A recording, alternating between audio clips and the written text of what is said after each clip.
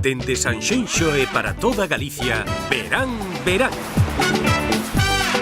Co patrocinio de Adegas Martín Codas e Concello de Sanxenxo. Que tal, como están? Saúdos dende o Concello de Sanxenxo. No programa desta semana estará connosco María Foscaldo, que é o mesmo a repunante de TikTok. Tamén falaremos co grupo Lontreira, todo un fenómeno musical deste verán. Ademais, o escritor pontevedrés José Alberto Angulo ven ao programa presentarnos a súa primeira novela, Ecos Perdidos. Tamén estaremos nas festas do mar de Combarro, no San Bartolomeu de Noia ou na Anguía de Valga. Benvidos e benvidas ao Verán Verán. Comezamos.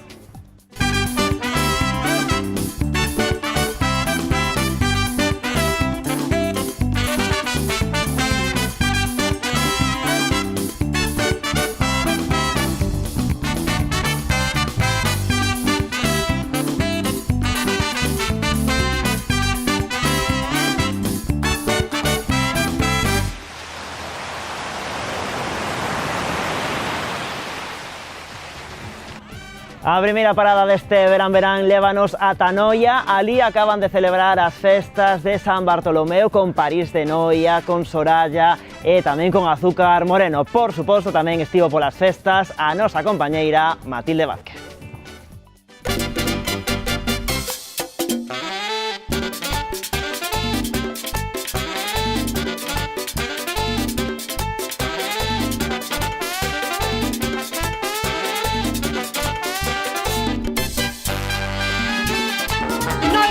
As súas festas este verán por todo alto con San Bartolomeu e nós acudimos á festa de Escuma, á procesión de San Bartolomeu e as mellores verbenas. Por detrás de min a París de Noia, imos bailar.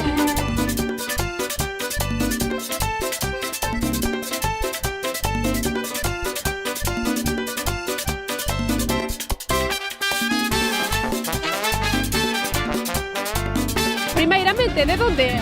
Son de Negreira. E que estás facendo hoxe aquí en Noia? Bueno, de festa cos rapaces. Que tal, que te está parecendo a festa? A festa de Noia moi ben, sempre moi ben. Nunca decepciona. A familia da muller é daqui e viñamos ver a orquesta, a París de Noia. Entón non é a primeira vez que ves as festas de San Bartolomeu? No, vimos todos os anos, porque ao ter a familia aquí é normal. Moi ben. As festas son as mellores.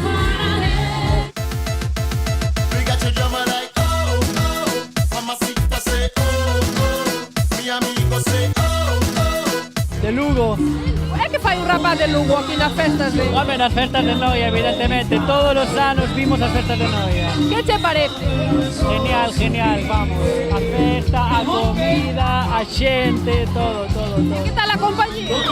Home, perfecta, mira a compañía.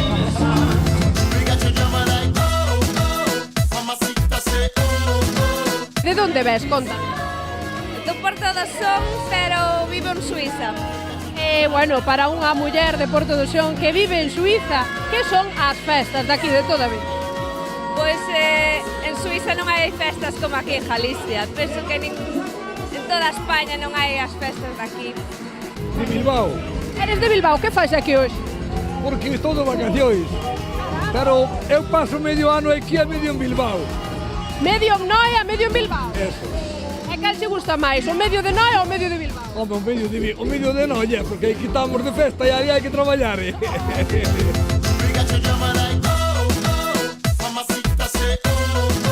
Que supón para Noia unha orquesta tan importante como a París? Hombre, para nós é un orgullo.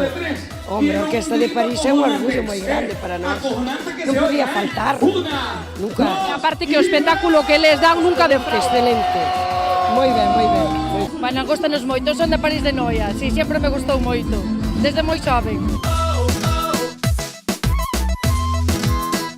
Eu son máis de orquesta, de verbena, de así de discoteca non me gusta tanto, pero aquí sí me gusta. Entón, hoxe, ata que acabe a París de Noia. Si, en plan, eu máis, en plan... E despois da París de Noia, para onde hai que ir? Pois non o sei, estamos un pouco fluindo, pero... Onde leva a noite? Vamos querer quedar hasta tarde esta noite.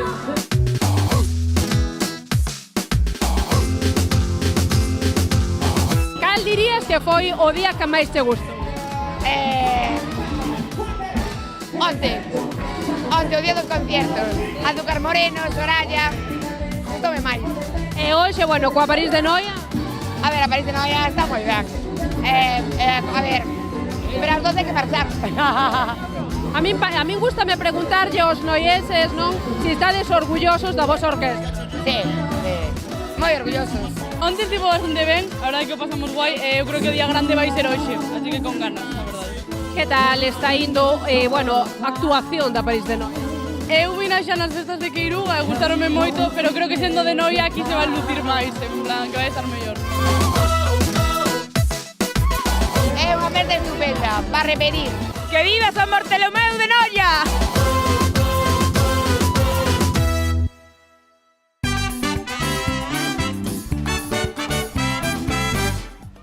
Seguimos neste verán falando agora de literatura, Ecos Perdidos e a primeira novela do noso seguinte convidado, J. Angulo. Que tal? Moi boas. Hola, boa tarde. Benvido verán, bueno, decía eu, Ecos Perdidos, o teu debut na literatura. Que tal está resultando esa experiencia de lanzarse á aventura coa publicación da túa primeira novela?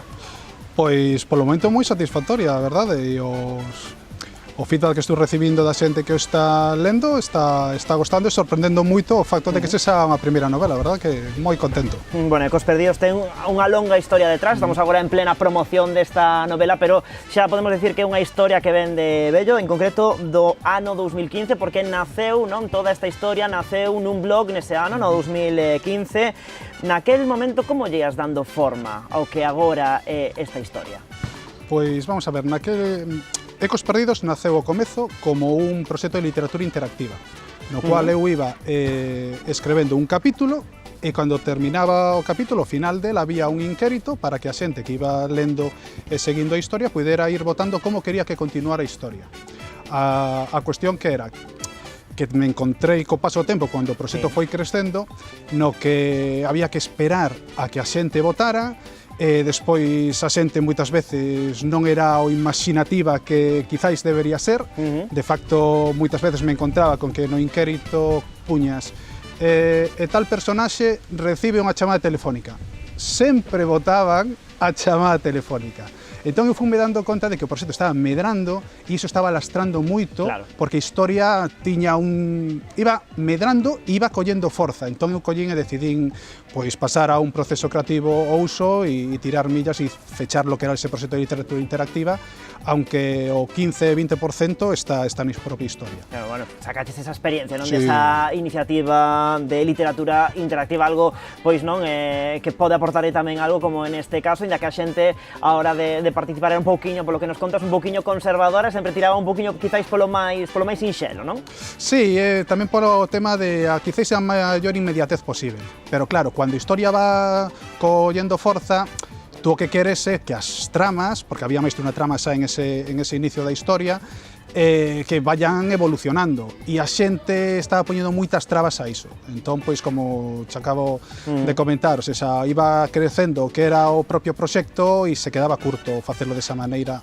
Bueno, dicías que daquela experiencia queda nesta novela que tes aí no teu colo un 15-20%, non, daquela aportación que se facía a través dese blog.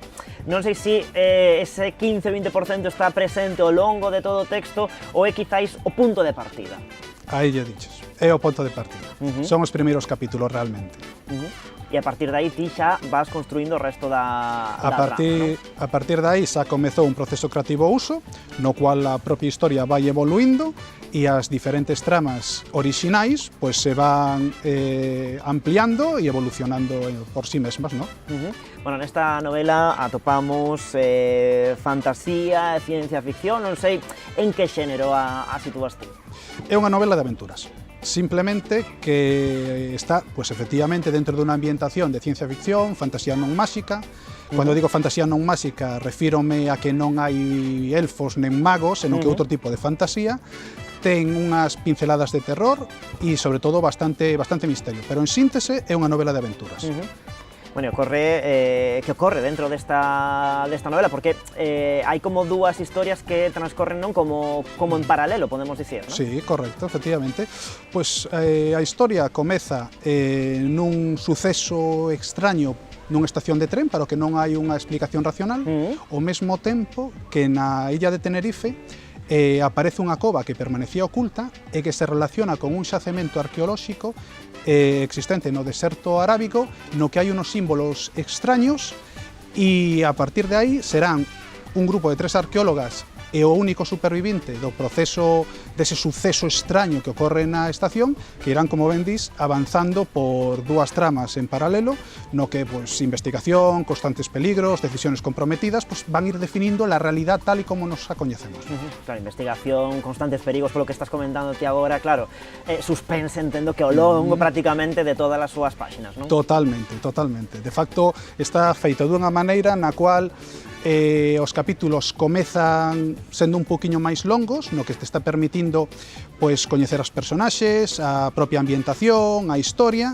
Chega un ponto no cual, digamos, que hai unha concentración de acontecimentos e a partir de aí a novela xa se dispara con capítulos moito máis curtos que todo a xente que a ten lido e polo que me teñen comentado en algunha presentación te lo devoras enseguida. E aparte queres terminar e te encontras con que como el capítulo é tan curto, pues un máis. A polo seguinte, non? Un máis, e cando te das conta, tiraches o mellor unha hora máis lento. Bueno, nos dicíanos que parte da trama acontece na illa de Tenerife, tamén nos Estados Unidos, no arquipélago canario, como ti nos comentabas, en Exipto e ao mesmo tempo en Francia, estes lugares. Por que os escolliches? Son puntos do planeta escollidos quizáis ao show ou hai un motivo detrás?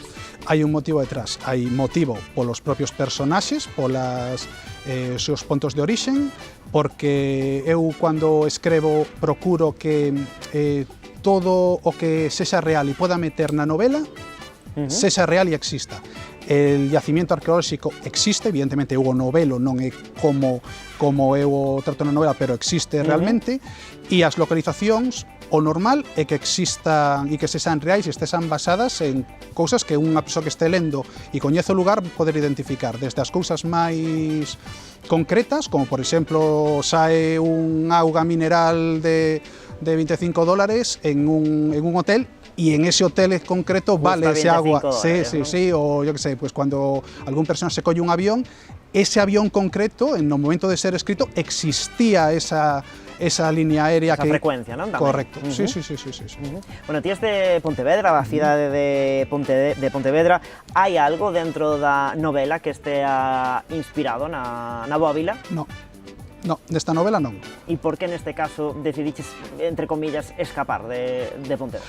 Pois simplemente porque non coincidiu. Non foi algo premeditado, de facto eu o modo que teño de enfocar un proxecto literario. Eu entendo, hai moita xente que necesita ter todo o milímetro cando escreve. Eu teño unha idea xeral, unha panorámica, e cando me planto ante o folio ou o Word en blanco, deixo que corra a propia imaginación. Eu podo pensar que un personaxe va a entrar por esa porta e va a sair por outra que hai aí diante, e al final resulta que ese personaxe entra pola xanela. Ou fai algo totalmente inesperado. O primeiro leitor das miñas historias son eu, porque é a maneira que me parece que a creatividade ten que fluir. Eso é maravilloso, a historia, as personaxes están vivas. Respeito a esa xente que necesita telo todo al milímetro, pero non é a meu modo de traballar ni de funcionar, e prefiro non estar encorsetado e deixar que flúa o que é a propia historia por si mesma e a creatividade. Bueno, a novela presentáchela agora neste pasado mes de agosto na cidade de Pontevedra, en concreto no Centro de Recursos Educativos da ONCE. Como foi ese acto ali en Pontevedra, na túa cidade, e tamén un poquinho a resposta da xente que estivo ali presente?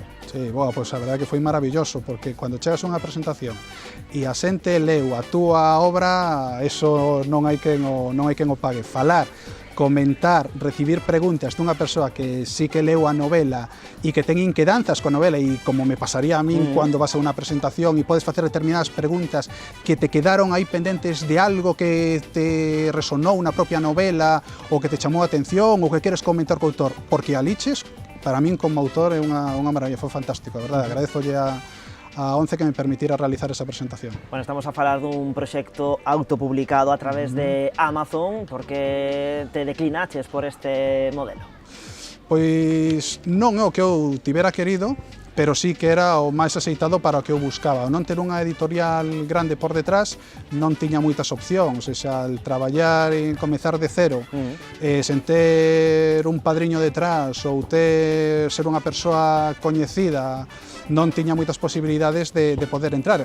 Intentou eu algo que tiña claro era que non estaba disposto a publicar a calquer prezo. Eu sei o produto que teño e o nivel que teño. E a min ou era unha editorial grande que me iba a garantir que iba a velar por la obra, ou senón para coller e sacar unha novela polo mero facto de coller e de dicer está publicada, non me valía. E moito menos o tema de todas estas empresas que se presentan como editoriais tradicionais e realmente son unhas estafas que xogan co ilusión da xente e que por menos de 3.000 euros non empezan a traballar contigo, e de iso hai muitísimo. Entón, para que mo pudiera publicar unha editorial pequena que non iba a facer nada polo libro e que iba a ter que ser eu, igual que faz agora, de buscar a vida para realizar promoción e para realizar todo o traballo relacionado coa obra, non tiña sentido.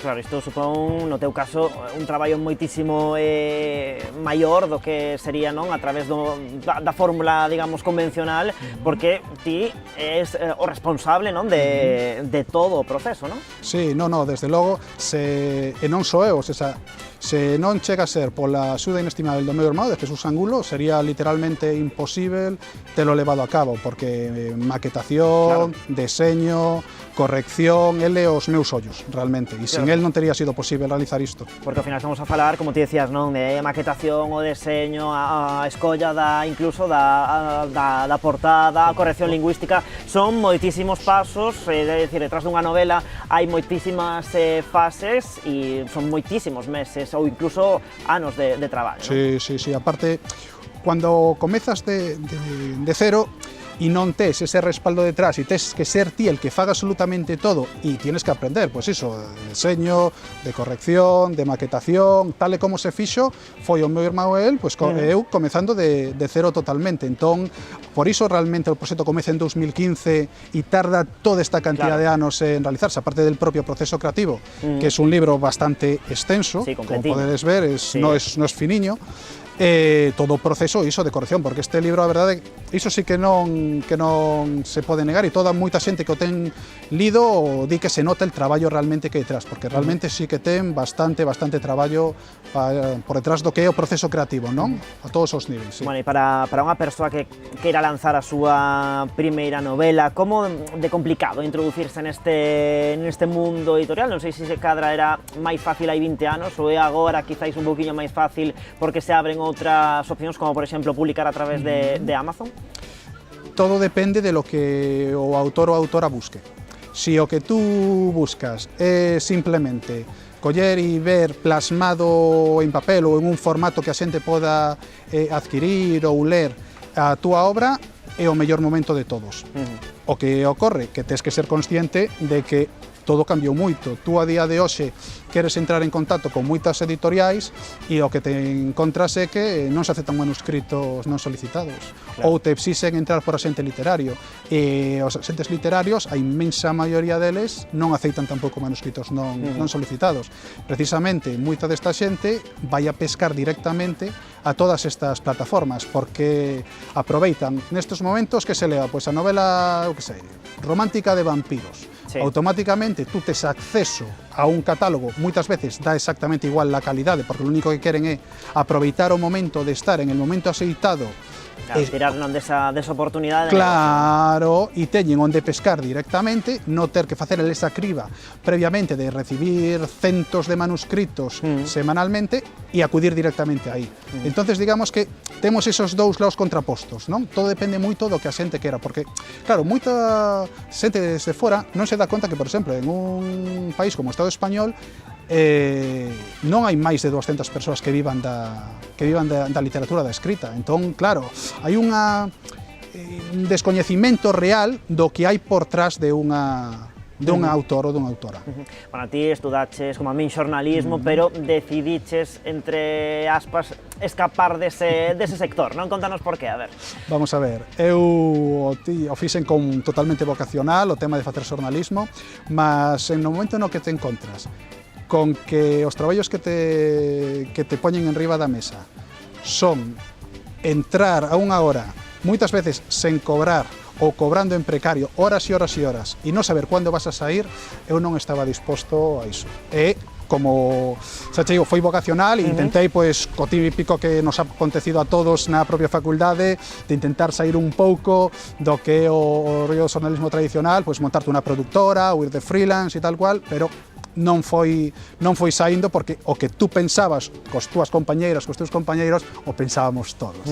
E eu entendo que hai moita xente pois que ese lado romántico del xornalismo pois collelles, atrae, pero la cara B que a xente non ve, eu non estaba disposto a pasar por aí realmente. Bueno, sendo xornalista, ata que punto tes ganas de escribir algo que non sexa de ficción, algo que beba da realidade, non sei se xa nese sentido tes algo xa escrito de non ficción?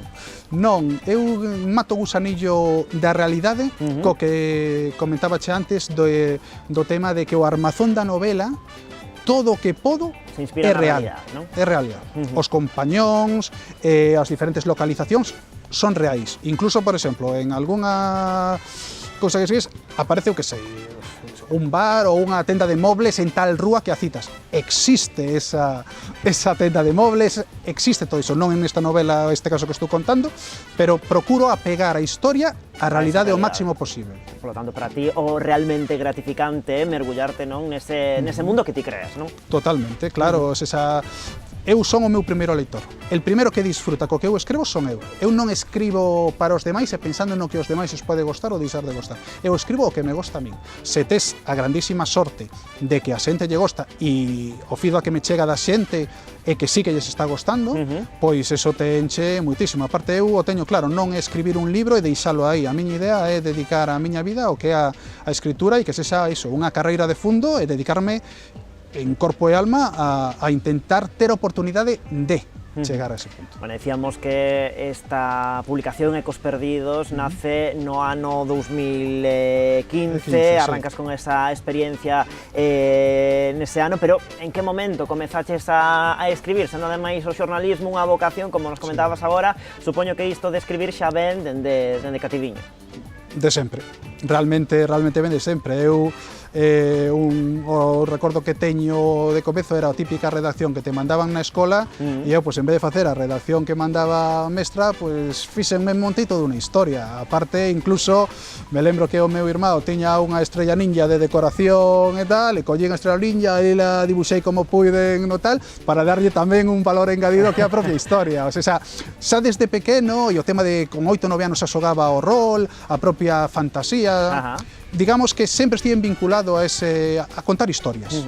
Bueno, nestes momentos, se os están a ver, estamos en plena promoción desta novela de Ecos Perdidos, pero non sei se agora mesmo estás nun momento de descanso con ese Word pechado ou se xa estás a traballar en máis cousas. Non, estou a pleno rendimento, xa levo mediada a seguinte novela, e que va, non descanso. Se todo vai ben, estou agora mesmo no proceso creativo e vai a depender moito unha vez que se termine, eu calculo mellor ter matar en cara a marzo, porque por diferentes motivos se retrasou un pouco este programa, porque xa sabes que unhas veces as cousas flúen dunha maneira natural e outras veces son todo atrancos, non? Sí, outras veces non flúe. E como teño a sorte de non ter unha data marcada ou por un axente literario ou por unha editorial, senón que son eu que autoxestiona iso, eu quero que o que saia nunhas condicións mínimas.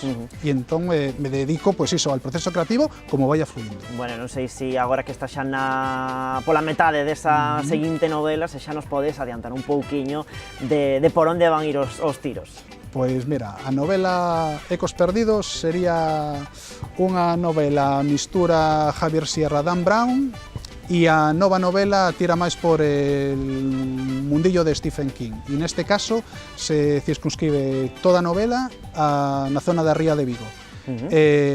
O que fai segue sendo unha novela de aventuras, mas o único que cambia é que o armazón de ciencia ficción pasa a ser novela histórica.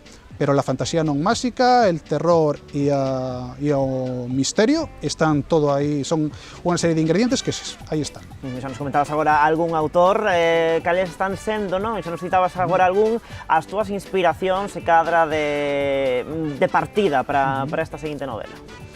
Desta seguinte novela, pois xa che digo, está máis apegada ao que é o mundo terror, Stephen King, Neil Gaiman, Lovecraft, pero referentes, cando me pregunto por un referente, es que teño tantos e tan variados que non podería quedarme, porque te podría Jane Jensen, el Sherlock Holmes de Conan Doyle, Asimov, Glenn Cooper, moitísimos, sí. Robert McCammon, non teño un autor ou autora de referencia que digas ti, pois esta é mi inspiración ou unha liña que eu quero continuar. Non, teño moitos autores e autoras que me enchen e que me permiten avanzar como inspiración. Bueno, ademais de recomendar Ecos Perdidos para que os nosos espectadores tamén pois desfruten do que xa nos queda, non? Do verán, pois que outra novela, que outro libro nos recomendarías destes últimos, así que te veches ti nas túas mans e que quedases aí con el? Pois mira, nestes momentos o estar metido no que é a propia desenvolvemento da novela, que como leva esa parte de novela histórica, estou realmente inmerso en o que son a propia documentación. De facto, te podría dicir que agora mesmo estou con Silo Itálico, con su Púnica, estou con Estrabón e su xeografía, Filostrato, Poseidonio e co que estou agora.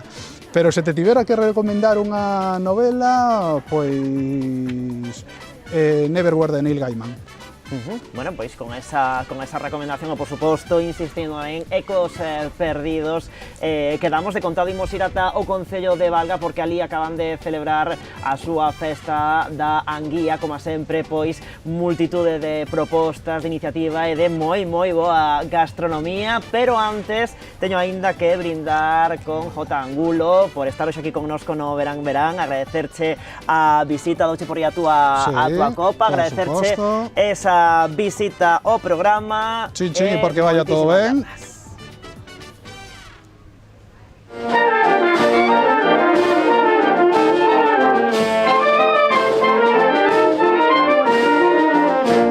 Benvidos familia, hoxe estamos no Concello de Valga, organizador por excelencia da Festa da Anguía e da Caña. Vamos a dar unha voltiña polo show cooking e polo concurso de tapas da Anguía a ver que conseguimos ver por aquí. Hoxe é o día espectacular, caña e anguilas, que máis se pode pedir?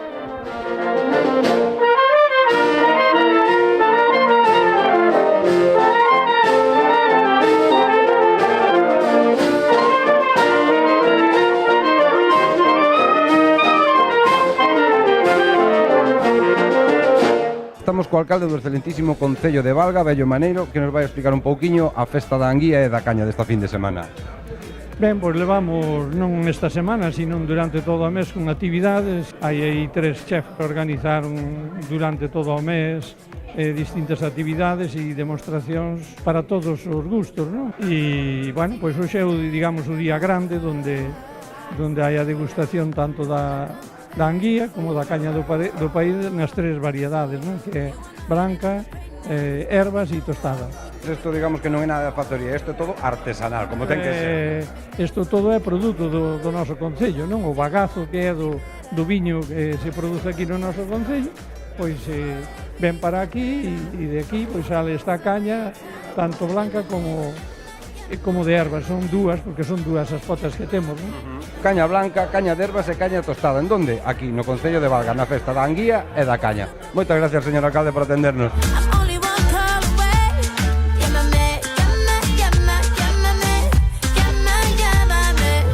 Isto como é? Como o viño ou...? No, despaciño. Despaciño.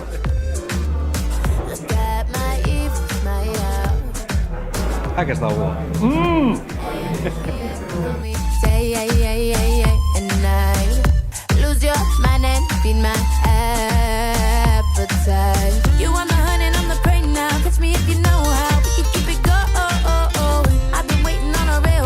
Pois estamos preparando 4 tapas de anguía. Anguía con curry, unha tosta de pan de millo con anguía barbacoa, anguía frita con 2 salsas picante e cítrica e un guacamango con anguía en escabeche cítrico. Claro. E que tal este ano? Moitas tapas? Sí, preparamos 800, que son as que se están preparando todos os anos, 200 máis ou menos de cada. Que tal? Que estamos elaborando por aquí? Pues nada, estamos preparando a tosta que hai con base de pan de millo, un puré de pataca e agora poñemos ya anguías con salsa barbacoa. Madre de Dios, isto é un suplicio para min, Eu que quero baixar Estar preparando isto, cheirando isto, que ben que ule. A verdade que sí, enténdote. Cantas probamos? Cantas tapas probamos? Bueno, este ano provei moitas, Sí? Sí, nunca probara tantas, pero este ano provei moitas. Probástela? No, non me dan de comer. Eu pido, pero non me dan. Bueno, pois pídea, xa verás. Pois pidoa. Ramón, eu fagolle caso á muller, vou pedir unha tapa de anguía, a ver si cola. Hola. Hola, ¿qué tal? Guai, e ti? Eu ben, comendo, sabes? Aquí comendo anguila. Sí. E que tal? Intentando comerlas. De momento empezando. Ben. Desde unha pinta exquisita. Sí, está moi rica, sí, sabes. Non me pagas así co tenedor que me tientan. Queres un pouco? Que estamos preparando por aquí? Estamos preparando daiquiri de frutos rojos. Mojito e caipiriña. E leva anguía? Leva? Anguía? Anguía non leva, non. Non leva anguía. Que non. Aquí o que leva é a caña. Temos vasos de papel, temos reporteiro con sede, vamos ao lado de fora. Que? Vamos a tomar unha sangría de... Poden ser dúas mellor. Mellor dúas, verdad? Eu estaba a ver se me tocaba Non chega nada. Unha non chega a nada. E usted que me recomenda? Algún cóctel? E primeiro a anguía e despois o cóctel.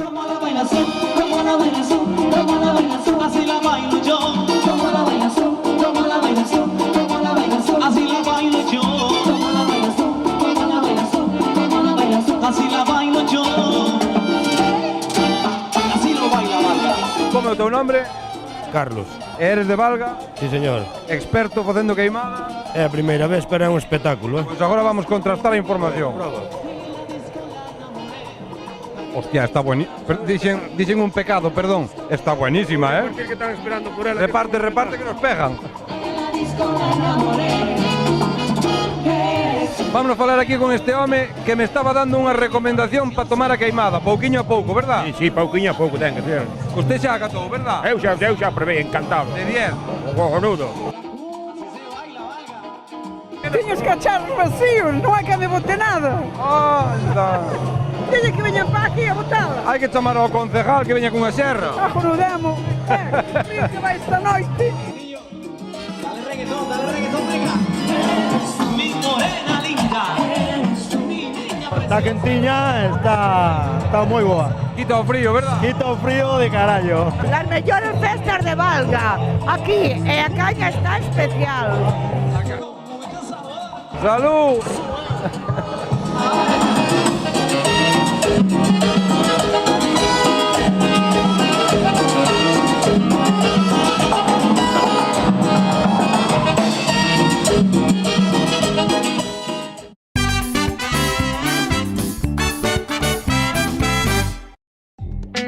Dende Sanxenxo e para toda Galicia, verán.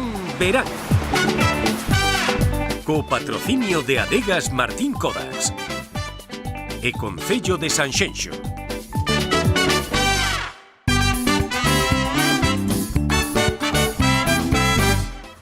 Aí estamos de volta no verán. Imos antes de nada ata a cidade de Pontevedra, onde andivo estes días o Demo facendo das súas.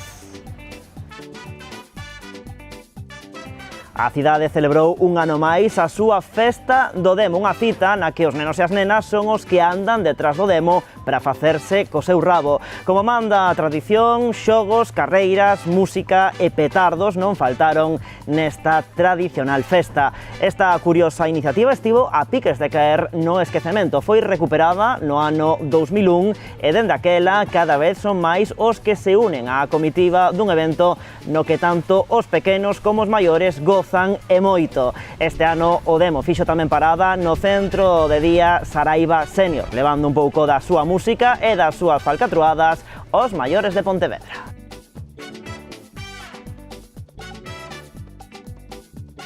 Outro ano estamos aquí para facer disfrutar e ao mesmo tempo sufrir un pouco a cidade de Pontevedra.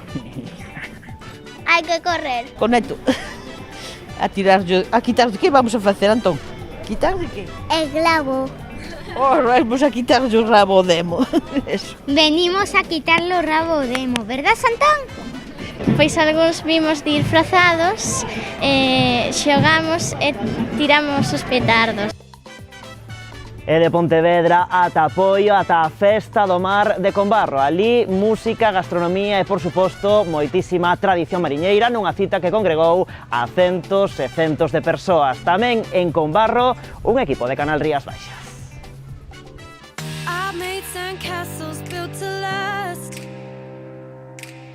I'll just enjoy the view, I'll go in nowhere fast.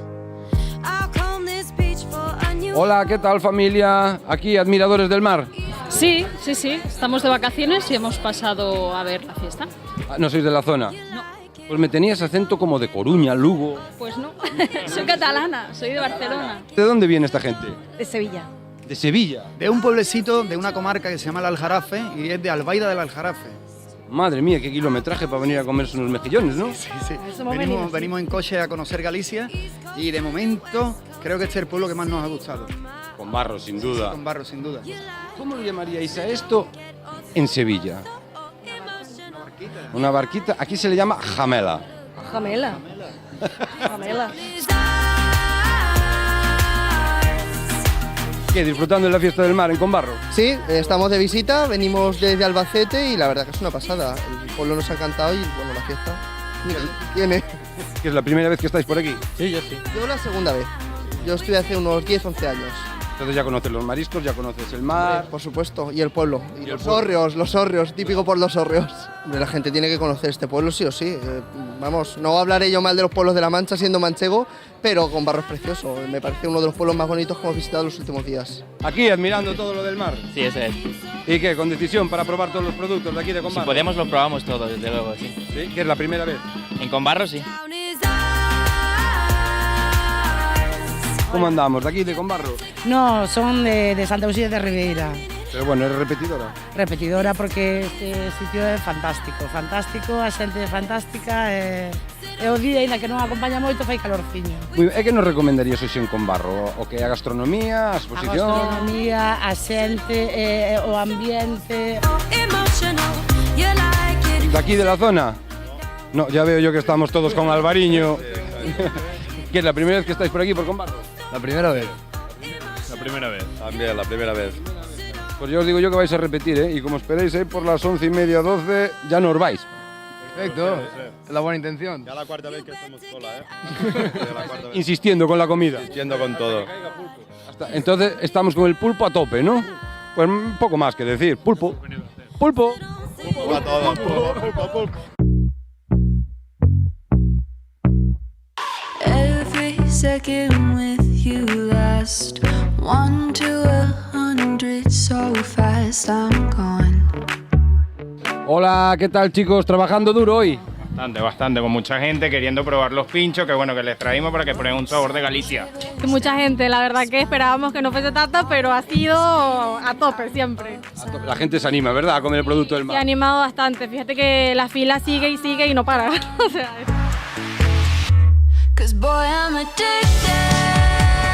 ¿Qué nos recomendaría hoxe aquí en Combarro na Festa do Mar por marcarnos un itinerario, non? Por decir... Bueno, un poquinho ver aquí primeiramente este tema das exposicións, tanto de maquetas de barcos que agora xa prácticamente non existen. Nos temos aí montado tamén un pequeno repertorio de fotos antigas do pueblo, a evolución. Son prácticamente todas do ano 1900, 930, máis ou menos, a maioría delas, e para que se vexa os cambios que se operaron no pobo.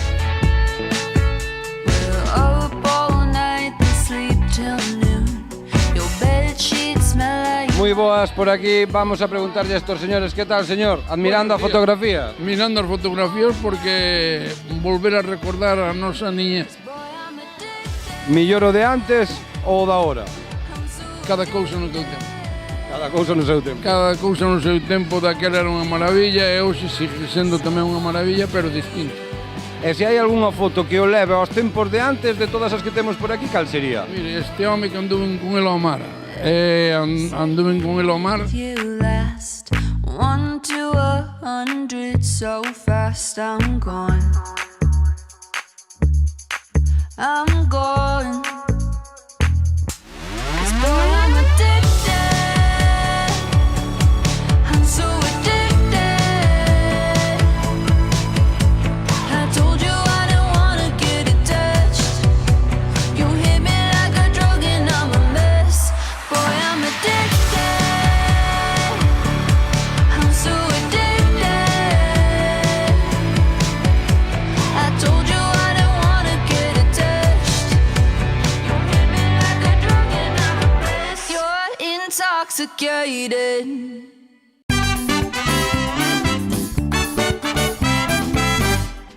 A nosa seguinte convidada, María Foscaldo, que o mesmo Mary Fos, fíxose coñecida por cousas como esta. Con permiso. ¡Ah! ¡Qué bárbaro, María Rita! ¡Qué bien te quedó la reforma del piso! Parece otro, ¿eh? Más pequeño. Lo achicaste, ¿eh? Me da la sensación óptica. Los materiales que tenías antes eran más nobles, ¿eh? Le daba un aire muy egregio. A ver el baño. ¡Oh! Quitaste la bañera. ¡Oh! Es un servicio más que tenía. ¡Ay, el bidet también lo quitaste! Y ahora, María Rita, ¿dónde te vas a lavar la pajareta cuando estés en tus días? La cocinita. ¡Ah! Pusiste vitrocerámica. ¡Qué fiasco más grande! ¿Cuánto te vas a arrepentir? Ya verás, ya me lo dirás. Dentro de unos meses vas a venir y me vas a decir: ah, Bertudes, qué razón tenías. Mira, no te va a volver a salir una paella nunca más, ¿eh? No, porque la vitrocerámica es imposible que cuezca como el hornillo de fuego. No le eches del Vitroclean de marca blanca, ¿eh? No, porque luego le queda una pátina. El frigo, bien, ¿no? Es de los que se oxidan pronto, pero hoy en día como nada dura, tanto tiene. Aí estaba Virtudes, a repugnante María, que tal? Moi boas, que tal estás, filla? Vouche dicir. Que tal, fillo? Moi ben, estou moi ben, moi contenta de estar aquí contigo. Bueno, que tal se está indo neste verán? Estás descansando? Estás tendo aí moito traballiño con Virtudes? Sí, traballo, pero bueno, está ben, descansando pouco, dándolle moito a cabeza, moitas voltas para seguir pensando cousas para Virtudes e para as redes, pero ben, contenta. Bueno, que menudo éxito o de Virtudes, non sei como se che correu esta personaxe. Pois mira, gustaría meter unha historia máis impactante, pero a verdad que non foi nada impactante. Eu fixen un vídeo en TikTok que se me fixo bastante viral, que era de profesores Sí, falaremos despois del tamén, sí. En distintas etapas. E despois diso, pois, ao ver a repercusión que tivo e demais, pois pensei que máis cousas podía facer, e pensei na típica escena dunha boda na que hai unha persoa que todo critica, que non lle gusta o marisco, que non lle gusta a noiva, non lle gusta nada, e de aí saiu a convidada repugnante, sí, pero con intención de frenar aí. Pero bueno, a xente gustoulle tanto que continuei. Bueno, cando vexo a Virtudes veñeseme á cabeza pois persoas que coñezo, señoras que coñezo, que por suposto non vou dicir os nomes. Houbo para ti algunha inspiración, algunha referencia de proximidade para coller aí pois cousiñas para Virtudes? Sí, sempre colles na casa e no teu entorno sempre colles algo, pero despois o bo de Virtudes é que eu fun creando un universo xa de familia, de todo, que xa é inventado, lóxicamente, pero sí, sempre colles do teu entorno. Eu son bastante observadora, fíxome moito no que fai a xente, incluso na cola do súper ou tal, pois fíxome moito, e a xente xa me di, incluso cando estou nalgún sitio, se me recoñecen, dinme, fíjate, colle ideas ou tal. Claro, non collas ideas miñas, non me quero sentir identificado. Tienes moi boiño, tienes moi boiño. Bueno, ti como describirías a Virtudes? Pois unha persoa moi criticona, é bastante, a ver, non me gusta insultala porque eu quero a tamén, porque é parte de min. Por suposto, esa súa nai, non? Efectivamente, pero é un poquinho hipócrita, é un poquinho cambiante, un poquinho volátil, cambia moito de opinión, é moi criticona, é moi, eso, pois sí, sempre ten algo malo que decir, algunha historia que contar ela por enriba, sempre ten que quedar por enriba, e sempre ten, así, bastante exagerada tamén. Pero bueno, quéreselle, tamén lle vexo certa tenrura, a pesar do repugnante que é, vexolle un poquinho de tenrura. Claro, criticona, repugnante, pero che dicireo que despois de ver tantos vídeos, que aparte eu que son seguidor aí da repugnante nas redes sociais e tal, é que se lle acaba collendo cariño, non? Efectivamente, colleslle cariño, porque eu penso o que decías ti, que sempre pensas en alguén coñecido, que ainda que sexa así, pois teslle cariño. Ela tamén pois ten esa faceta protectora ao final, quere protexer os seus, o que pasa que eu que diría que non sabe, que lle faltan como recursos o mellor para facer o que quere facer, pero facelo ben. En vez de dicirche unha cousa desagradable, pois dicircha de outra forma. Faltanlle eses recursos que é algo que, bueno, educación emocional, diríamos, ¿no? Que lle falta un pouquinho. Entón, como me pasa a mí, non? A xente que lle colle cariño, non sei se ti agardabas que os espectadores lle collésemos cariño. Para nada, eu pensaba que iba a caer mal, que a xente iba a dicir, que tamén mo din, pero dinmo cunha risa, que é o bonito, que me din, é insoportable, pero ríome con ela. Claro. É o bo que ten. Entón a xente entende que é unha repugnante, pero venlle o humor, que realmente é o que eu quero facer, humor blanco, un humor moi blanco, moi familiar, moi sen ofender a nadie. Pero bueno, criticando, tamén hai crítica social dese tipo de persoas. Sí. Bueno, ti crees que todos nós, ainda que sea por un pouquiño, temos un pouquiño de repugnante? Sí, eu creo que sí, eu tamén o teño. Eu, por exemplo, a min ponme moi de mal humor cando vou conducindo, por exemplo, póñome moi repugnante. Os que non poñen os intermitentes, falo dentro do coche, pensas que gastas luz poñendo intermitente. Ese tipo de cousas, todos temos esa faceta. O que pasa que non hai que deixala medrar moito para que nos domine. Que non nos domine. Para que a personaxe nos acabe comendo, non? A persoa, non? Sí. Bueno, pregunta importante para a reflexión. Canto hai de ti en virtudes e canto hai de virtudes en ti? Eu diría, de virtudes en mí, se che digo, pode haber un porcentaxe pequeno, dependendo da circunstancia. Meu en virtudes eu creo que nada, porque virtudes non cala nada, eu son bastante calada, cóstame moito protestar, a min tesme que tocar moito a peineta para que eu proteste por algo, e virtudes salta a mínima, virtudes sempre ten algo que decir, eu non son para nada así, somos moi diferentes. Bueno, esta personaxe naceu pouco despois de converterte en tiktoker, podemos decir, en persoa que está aí moi activa nas redes sociais, tan só un ano de vida, pero xa todo un fenómeno viral e popular en todo o mundo, ademais non só na xente máis moza, senón que tamén en distintas xa xeracións de seguidores. Ti imaginabas que se ia viralizar tan rápido en tan pouco tempo? No, para nada. É que nunca, eu sempre digo, se o pensas, se o proxectas ou se dis, vou facer un vídeo viral, non che vais a ir, porque non é tan fácil. Hai moitos factores que influen, entón para nada. Foi unha sorpresa total, unha sorpresa agradable, porque todo o que me ven de volta é moi bo, é moito cariño. E o que decías ti, é que hai xente que me manda vídeos da súa nena pequena ou do seu neno pequeno disfrazado de virtudes, falando como ela, eu pártome de risa. E outra xente, ainda onte falaba cunha chica na calle que me di, os meus pais son maiores, non teñen TikTok, non teñen nada, pero eu levolle esos vídeos, enséñollos e pártense de risa. Entón é moi familiar, moi para todas as idades. Eso é moi bo. Ahora que dicía o do fenómeno viral, xa nos falabas ti antes dese primeiro gran vídeo que se popularizou, no que facías un repaso polas diferentes etapas do ensino, rematando con ese, creo, ano 2027, no que non se facía esa proba non vinculante, no que todo estaba ben, todo por ben feito. Digamos que ese foi o primeiro gran contido, o primeiro gran toque de atención no que dixeches, ui, aquí teño canteira na que traballar, non? Sí, foi... Ese vídeo eu tuve unha sensación de que se me foi das mans, de que perdes o control, ti pos unha cousa aí e vais e che das mans e a xente despois interpreta, porque hubo incluso xente que collou a última parte que distía do futuro, como para facer unha crítica ao goberno, ou a lei educativa, que saía nese momento unha lei nova. Que sempre se están cambiando, non? En cada legislatura. Sí, efectivamente, entón cada un colleu dese vídeo que o que lle apeteceu, entón perdes un pouco o control do que ti quixeches crear, que era simplemente unha parodia de distintas épocas, pois desde eso, que antiguamente pois se non sabías as cosas de memoria, os dedos aí e tal, a iso, un futuro inventado no que todo vale, no que todo está ben e no que a resposta está en tu corazón, todas esas cousas. Bueno, e como se che deu? Pois claro, eu tamén que podo reflexionar sobre as diferentes etapas educativas ou sobre calquera outra cuestión de actualidade, non se me dá por poñerme aí diante do móvil e gravar un vídeo. Como é, neste caso, non, que foi o primeiro vídeo popular que te veches, como se che deu por poñerte diante da cámara? Pois eu levaba tempo xa en TikTok facendo vídeos de doblaxes, basicamente. Entón, pois vas vendo que hai xente que vai un pasiño máis alá, que é xa crear o seu propio contido. Entón, vas vendo e vas te animando, e vai entrando o formiguillo de, bueno, eu poderei facer algo así, e probas, e dis, bueno, e aprendendo a usar a propia aplicación, porque ao principio tampouco tiña moita idea de como se grababa, como se editaba, eu non sabía editar, agora xa edito cos ollos pechados, pero nese momento non sabía editar, e pouco a pouco vas aprendendo, vas probando, e así saleu.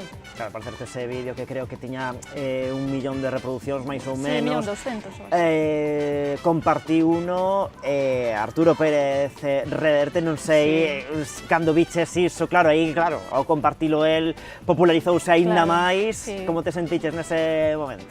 Flipando. A min mandoume un amigo, sabes que Arturo Pérez Reverte compartiu o teu vídeo en Twitter?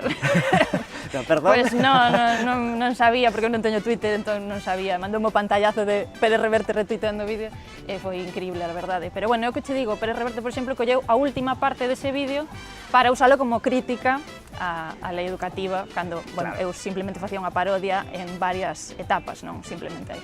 Claro, ese contido un pouco xa meténdose en charcos, Claro. non sei se de cara ao futuro, igual agora mesmo non, pero de cara ao futuro, deixalo para máis adiante, é un pouquiño de ir un pouco pola temática máis, pois eso, non? De mollarse un pouco, de reivindicar cousas, veste meténdote neses fregados ou se cadra tórcese demasiado a cousa? É que iso é moi perigoso, porque sobre todo en redes sociais é moi perigoso, se te inclinas hacia un lado ou hacia outro, sempre vas ter xente a favor e xente en contra. Eu, por exemplo, con Virtudes o que trato é de que sexa o que che decía, moi blanco, moi familiar, que non se ofenda a nadie, que, inda que Virtudes é moi repugnante, non lle deixo, eu controlo, sabes, tamén a teño un poquinho en corto, non a deixo meterse en certas cousas, non a deixaría dicir certas cousas, entón non sei se me atrevería. Eu aplaudo a xente que o fai e pareceme super valiente, e cando vexo un vídeo desos digo, ole, ole, ole, por meterse aí, pero non sei se me atrevería, porque tes que estar tamén moi preparado a que se te metes no charco vaiches a salpicar, é dicir, non podes quedar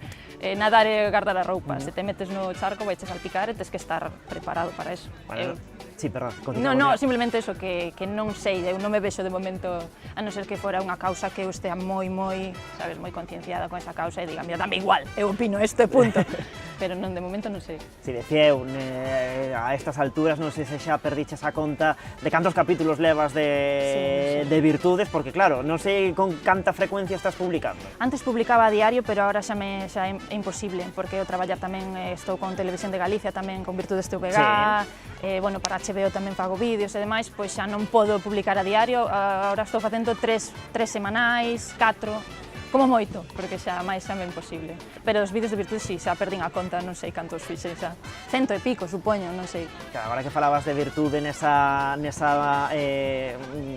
proposta tamén en galego a través da TVG, tamén para as súas redes sociais, que importante é, non? Neste caso tamén que se fagan contidos tamén para a mocidade en galego adaptando os tempos. Nos quizáis tiñamos daquela o Xabarín, É que Xabarín pero claro, que agora as cousas cambiaron e agora todo está a través dos móviles e que importante tamén, non, para a rapazada e para a mocidade ter este tipo de contidos. Sí, moi importante. Eu son nena do Xabarín, eu gardo como se fora ouro en paño o meu carné do Xabarín. Pero tamén, por suposto. É que o Xabarín foi moi grande para todos nós, bueno, Virtudes, por suposto, non está á altura, nin moitísimo menos do Xabarín, pero sí que é importante que haxa contido en galego para os rapaces, e direiche máis, eu hai un tempo estuve con un primo meu que ten as cativas pequenas, e a cativa pequena contábanme que ela está desexando consumir contido en galego, e que lle gustaba moitísimo ver Virtudes TVG porque aprendía galego con ela. Eso é maravilloso que che digan eso, é estupendo. Así que tanto Virtudes TVG, o digo eu, todo este tipo de contidos fan moito ben polo galego.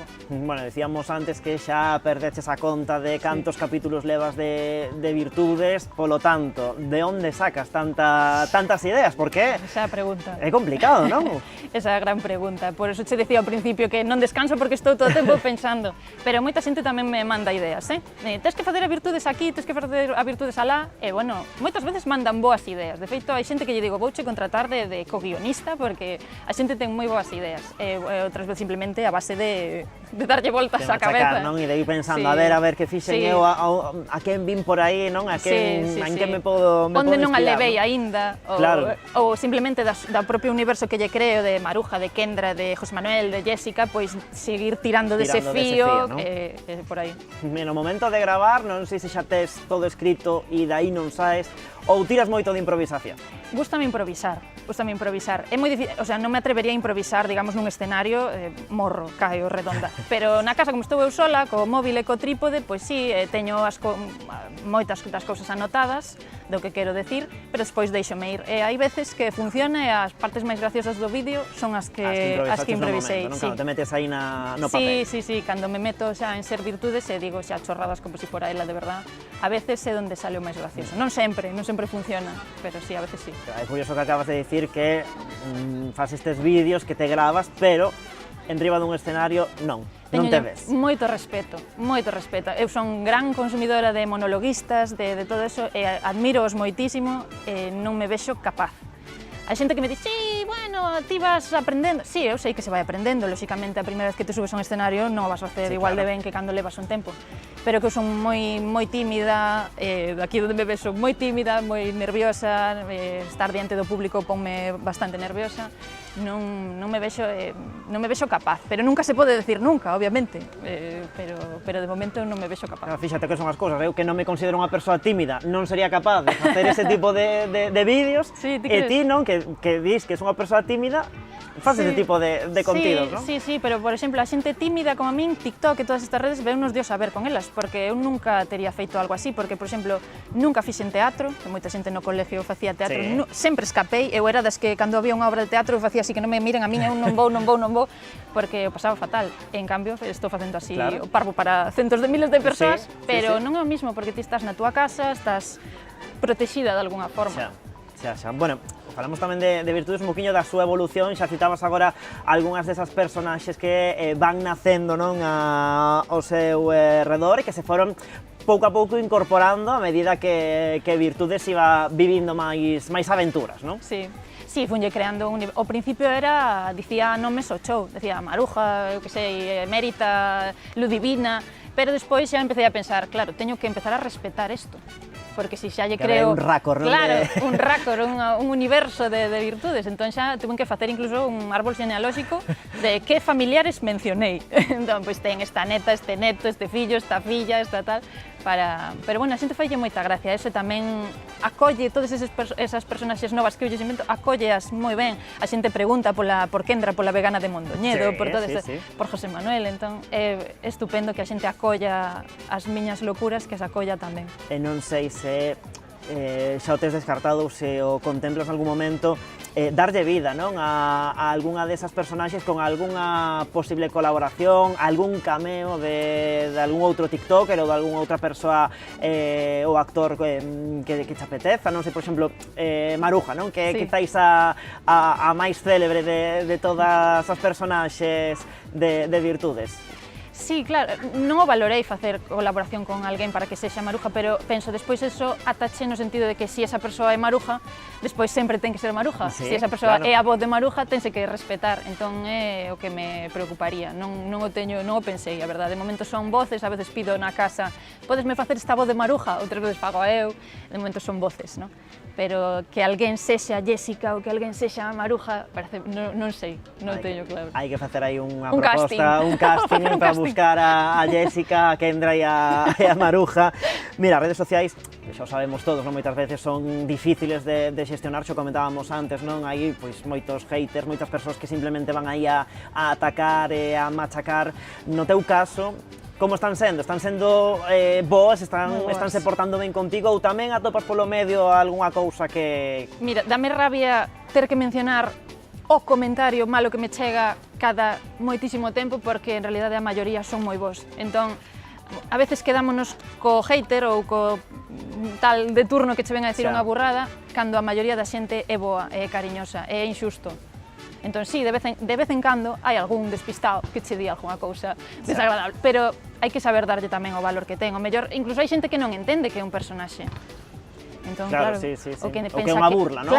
Claro, ou pensa que o está dicindo en serio, ou que as burradas que pode decir Virtudes que as di de verdade. Din, como podes dicir eso? Porque é unha crítica, realmente estou facendo unha crítica. Entón, bueno, hai que darlle a importancia que ten. Eu se vira que a maioría dos comentarios son malos, tamén me replantearía, algo estou facendo mal, claro, algo estou facendo mal, pero como a maioría son vos, e son de cariño, e son de gracias por facerme rir, estou pasando un mal momento, e gracias a ti ríome todos os días tal, é que non podo decir outra cousa. Bueno, ti é xornalista, creo que traballas tamén, non? Estás en activo agora mesmo como xornalista, como se compaxina isto de levar o TikTok con traballar de xornalista? Bueno, como son freelance, pois tampouco estou 8 horas nunha redacción e tal, pois compaxino ben. Obviamente, se estuvera 8 horas metida nun sitio sería máis difícil, pero de momento compaxino ben. Todo isto ten claro, xa estábamos comentando, un pouquiño de actriz, ainda que ti comentas que escapas un pouquiño dese mundo, pero claro, cando estudiaches xornalismo, un pouco de actriz tes, claro. Non sei se pensabas en algún momento con explorar este mundo, cando, por exemplo, estabas a estudar. Eu, cando estaba estudando, a mí o que me gustaba era a tele. Eu pensaba en ser presentadora, pero bueno, a vida levache por outros derroteiros, sempre estuve en prensa escrita, despois simplemente fixen as prácticas na Televisión de Galicia, pero non volvín estar en televisión, e vaiche levando por outros camiños e simplemente, pois dis, vale, pois este é o que me tocou e xa está. Pero de actriz nunca pensei. Sí que é verdade que cando era pequena era moi cómica, eu facía, por exemplo, na casa collía un palillo e daba o tempo, poñeme nunha porta e decía, non sabía non estaba o norte nin o sur, e dicía, aquí no norte, aquí no sur, e os meus pais ríanse comigo e dicían, esta rapaza é unha payasa, vai para a cómica. Eso sí que mo dicían na casa. Pero como che digo, despois vas crecendo, vas te volvendo tan tímida, tan introvertida que descartas totalmente dedicarte a algo así. Ahora, pois xa, claro, abriuse un poquinho esa porta e xa, pois, podería facer algunha outra cosa. Se me ofreceran, pois valoraría se me vexo capaz. Pero no momento que estudiaba xornalismo, non, eu iba para a tele ou para reporteira de guerra ou cosas así. Esas cousas que soñamos. Claro, claro. Sí, sí. Bueno, falamos agora, claro, dos momentazos deste verán para ti foi dar o pregón nas festas de San Roque en Vilagarcía. Antes de contarme como foi esa experiencia, vouche preguntar polo momento no que te chaman do Concello e che din, mira, queremos que ti sexas a pregoeira das festas, ademais das grandes festas da cidade de Vilagarcía. Como recibes esa chamada? Pois mira, chamaronme e eu teño unha cousa que o teléfono collo poucas veces. Son un pouco alérxica ás chamadas, entón chamaronme, eu non pude encoller nese momento. Despois mandaronme un WhatsApp, unha concelleira do Concello de Vilagarcía, e simplemente escribiu, mira, queríamos falar contigo porque queríamos que fora a pregoeira das festas de San Roque.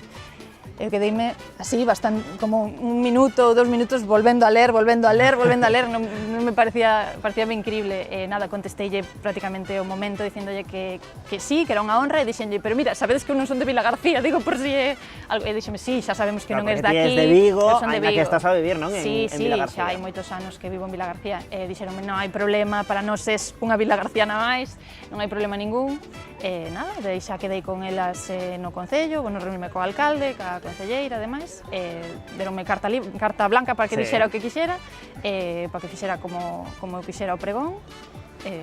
Moi ben, moi contenta, unha honra moi grande, desde logo. Eu non contaba con isto en ningún momento. Bueno, ese foi o proceso de como cho piden, e agora contame como foi esa experiencia de sair ali ao balcón de Rabella, todos os veciños e veciñas ali na praza, pendentes do que ias dicir, como viviches ese momentazo? Pois con moitos nervios, como che digo, a mí o estar diante do público ponme moi nerviosa, antes de entrar fixenlle a broma, bueno, uns amigos que me viñeron a ver e tal, dixenlle, se marcho agora quedo moi mal, non? E dixeronme, sí, se marchas agora quedas fatal, pero non, bueno, era broma. Pero bueno, moi nerviosa, temblaba a perna, pero bueno, xa digo, valeu a pena.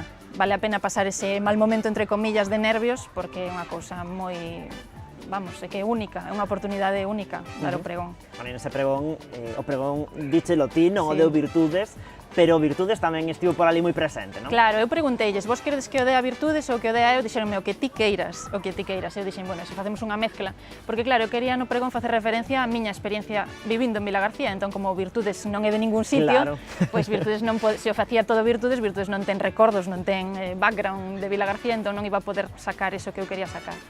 Se o facía solo eu, pois moita xente iba a dicir, esta quen é? Se queremos ver a Virtudes. Entón decidín facer unha mezcla e sacala, pois de vez en cando, falar como ela e fixen ese remix.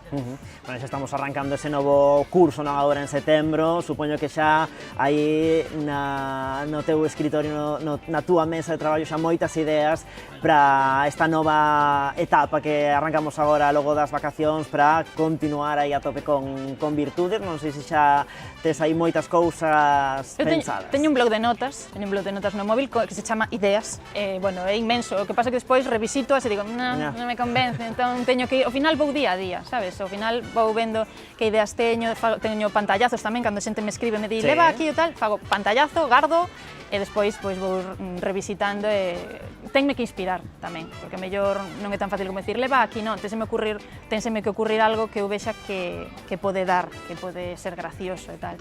Entón vou día a día, non creas que vou con moita antelación.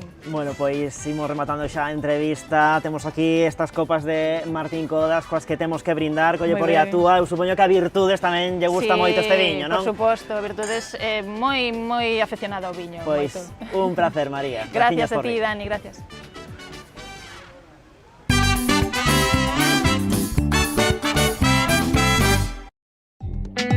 Dende Sanxenxo e para toda Galicia, verán, verán.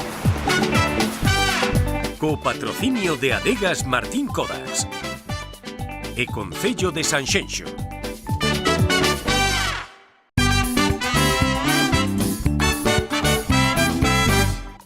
Aquí estamos de volta no Verán, verán, imos coa nosa axenda de eventos festeiros pros vindeiros días e comezamos na comarca do Barbanza, en concreto na Guadalupe de Rianxo.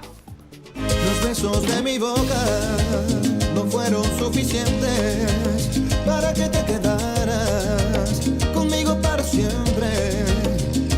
A programación festeira arranca o vindeiro día 8 co tradicional chupitazo por diante, moitos días de troula con propostas musicais para todos os gustos. O día 9 celébrase tamén o Rock in Ría, o domingo día 10 é a procesión marítima e o luns é a xornada das Guadalupeñas. O martes, o día 12, día de Padrón, con estes que estamos a ver, o combo dominicano. Destacamos tamén desta programación da Guadalupe o Feirón Mariñeiro, xoves 14, e o venres 15 remata esta programación e, como sempre, cita imprescindible ás 2 da madrugada coas bengalas e a Rianxeira, coas orquestras Fusión, Gran Parada e Charleston Big Band.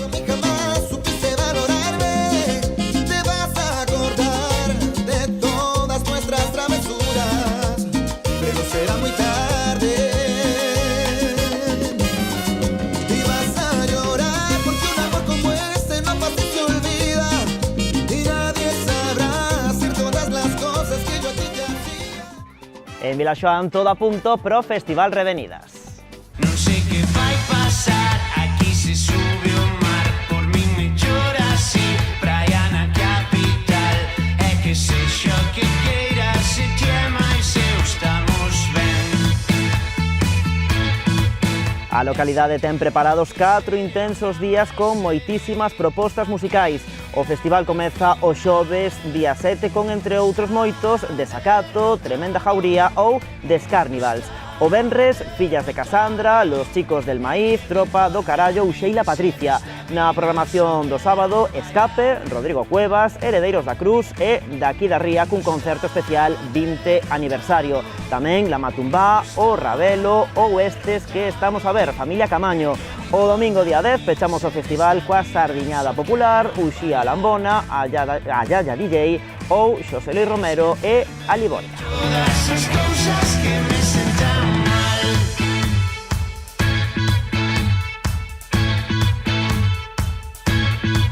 Non sei se non mirar a conta outra vez. Festival por Vilaxoán e tamén por Vilaboa, co Canteira Fest. Somos distintas das que comezaron, non nos apegardamos o legado. Alén das bombas soubemos pararnos, nin sexo, nin carne. O festival está organizado pola Asamblea da Mocidade de Vilaboa. Vaise los días 15 e 16 de setembro. Na primeira das xornadas, no cartel atopamos a SES, a banda selleira de Robacallos ou Meu Rock Geceta. O sábado estarán por Vilaboa estas que estamos a ver, as Fillas de Casandra. Tamén Terbutalina, Abril e Mondra, esta última, por certo, gañadora do concurso Novos Valores.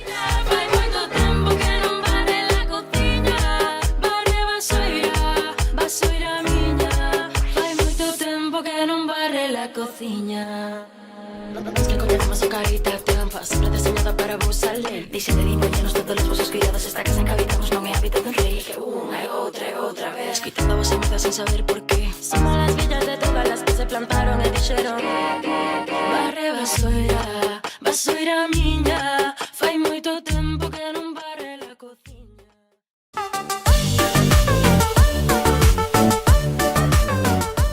Os nosos seguintes convidados son un dos grandes fenómenos musicais deste momento, Lontreira, Iván, Adriana e Héctor. Que tal? Moi boas? Hola, moi ben. Bueno, temos moitas cousas das que falar, por suposto, dese camiño que estades agora iniciando cara Eurovisión, se cadra, pero antes imos coñecervos un pouquiño máis. A primeira das preguntas, quen é Lontreira? Quen está detrás de Lontreira? Veña, Iván. Queres responder? Tócalle, Iván, veña. Vou empezar, son o que menos fala do grupo, así que hoxe pues, toca a min soltarme un pouco máis. Lontreira, bueno, pois, como ben dixeches, Adriana, Héctor e eu que son Iván, empezaron eles dous realmente o proxecto, tiñen un proxecto anterior que foi evolucionando e acabaron por acabar o grupo e decidir meter nas súas filas un integrante máis, que son o guitarrista. Pero bueno, xa viña dunha idea preconcebida que foi co que crearon a canción de Corazón de Toxo, na que gañaron o concurso da canción de verán na TVG, que foron eles dous. De aí decidiron facer un disco e aí entrou. Vale, como comezamos entón, cando tan só erades dous, como vos coñecestes, como un pouquiño xurdou toda esa idea desa canción do verán, por exemplo, de comezar a compoñer e a facer música? Pois, eu tiña moitas ganas de facer un grupo, así é que todo isto xa vai ligado con Eurovisión, que, bueno, xa falaremos despois. Sí. Dun grupo que se chama Little Big, do que fui moi fan, e quería facer como algo así un pouco do rollo, e había moitos grupos máis do rollo que me molaban. Coñecímonos saindo de festa por Churruca, en Vigo, e foi como, tiña como unhas bases, me faltaba como voz. Sí, unha cousa levou a outra. Un día recibí unha mensaxe de Héctor e poñía, ti cantabas, non? Porque había feito unha broma de que quería tocar, bueno, cantar nun grupo que se iba o cantante ou non sei que. E enterouse de que me gustaba pois cantar. E díxeme, apetecería che ter un proxecto parecido a este, a outro, non sei que. Eu digo, bueno, non é moito o meu estilo, pero vou dicir que sí, a ver que pasa, total. Imos para diante, a ver que pasa. Claro, o sea, que máis dá por probar. Mandínlle uns audios, gustáronlle e empezamos a facer música. De feito, na súa casa, que tengo o estudio ali, basicamente de aí ao que somos agora. Claro, nacechedes como dous, logo chegou Iván e tamén foi mudando, non, o estilo desa idea inicial ata o que hoxe Lontreira, non? Sí, que bueno, segue mudando. E segue mudando, sí. E tamén o que facemos no disco, pois tampouco ten no directo, como que tamén metemos outras cousas, hai máis guitarras, máis metal, por así decirlo. A aportación neste caso de Iván, non? Esas guitarras aí. Convertímolo en algo un poquinho máis espectacular, porque ao final o que facemos nun concerto é facer espectáculo. Claro. E ademais, bueno, o disco Apnea en sí é un disco un pouco máis paradiño do que ofrecemos en directo, porque tamén xurdiu un pouco da posición de, bueno, gañamos este concurso da canción do verán, vémonos con ter que dar un concerto, pero claro, non podemos dar un concerto con a canción. Entón, como ainda estábamos como nesa busca de estilo, non sei que máis, pois fixemos Apnea. Claro, como foi todo ese proceso de definir o estilo, cando xa se ten unha idea, como tiña, por exemplo, neste caso, Héctor, como ese proceso de decir, a ver, que queremos facer, cal é o noso obxectivo, non? Porque claro, aí hai moitas cousas, non, que anotar e que ir tachando, non, isto sí. A verdade que apenas fixemos iso. No. Fomos facendo pa diante, o de Corazón de Toxo, por exemplo, o tema en principio era como menos cumbia, máis electrónica, realmente. Ao final quedou así bastante cumbia, tamén por iso no disco como que metemos máis ritmos latinos. Pero, a ver, ao final, no directo, como que vimos que a xente quere moverse máis, e quere moverse un pouquiño máis. Eu tamén quero iso. Bueno, a pesar de que agora... Que agora mesmo non poidas, quizáis moito, pero tamén sei que nos concertos tamén un pouquiño tamén bailas. Sí, ya que sí. E iso, por eso tamén, despois de facer Apnea, que como máis paradiño, máis como para escoitar na casa e tal, hai moitos temas como que fixamos como unhas versións un pouco máis electrónicas, por así decirlo. A cuestión é que é unha busca dun xénero constante, ou seja, aínda non temos como definido o que somos, nin o que queremos ser, de feito. Nin creo que definamos nunca, realmente. É un proceso, claro. Como o propio ser, non? Que tamén imos como evolucionando. Nos ao final non decimos, temos este xénero, punto. Non, nos seguimos unha liña que se move máis ou menos entre uns e outros, evidentemente unha canción ópera igual non ten nada que ver agora nun directo noso, pero sí. Definimos basicamente como pop electrónico, ou seja...